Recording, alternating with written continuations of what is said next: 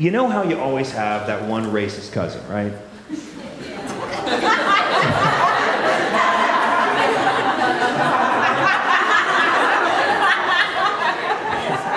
And you gotta love them because they're family, right? You gotta hate the sin and love the sinner, as the Pope would say. You gotta love that one. Because I have this one cousin who's always sending me the Obama's a Muslim email. Oh, God, every day. He's a Muslim, with a bad Christian pastor. He's a Muslim. Always sending me the Obama's a Muslim email. And then she sent me a really weird one saying Bush was a Christian.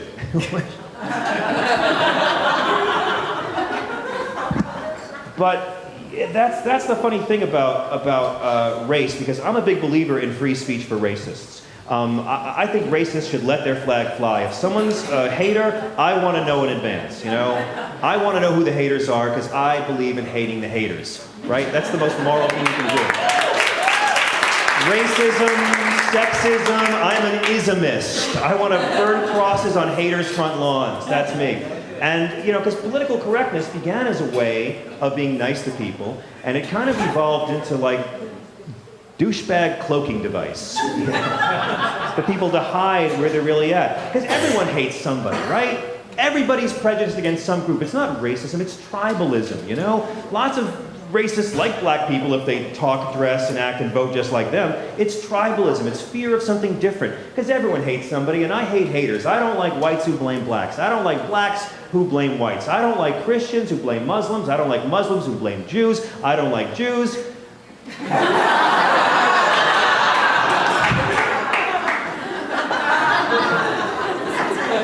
That's for Mel Gibson. Did you guys see Mel Gibson's snuff film about Jesus?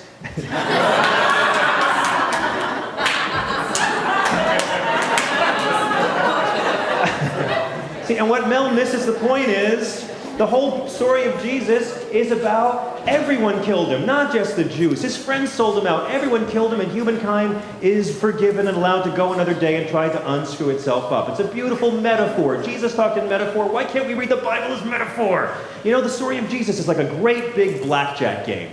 When the hand came down, the centurions hit, Jesus surrendered, the apostles just stood, Judas doubled his bet, and Peter split.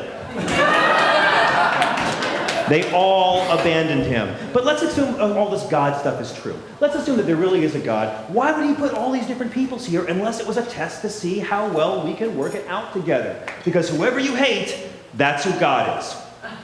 Whatever group you hate, that's what God's going to wind up being. They always say, you want to know what God looks like? Look into the eyes of someone you love. Not true. Look into the eyes of someone you hate, because that's the spiritual test. If you hate big, loud black women, that's who God's going to be. If you don't like loud Hispanic women, God's going to come out saying, why are you hating on me? You're so stupid. I'm all like God and shit, and you hating on me? It's all about the body. And if you don't like gay men, God's going to show up like Tim Gunn from Project Runway, going, welcome, breeders. Wow, look at all the departed souls I have here. Folks, I'm very sorry to break this to you, but we don't allow homophobes in heaven. Jesus told you not to do that, so you're on the wrong floor. I'm sending you down to hell. Make it work.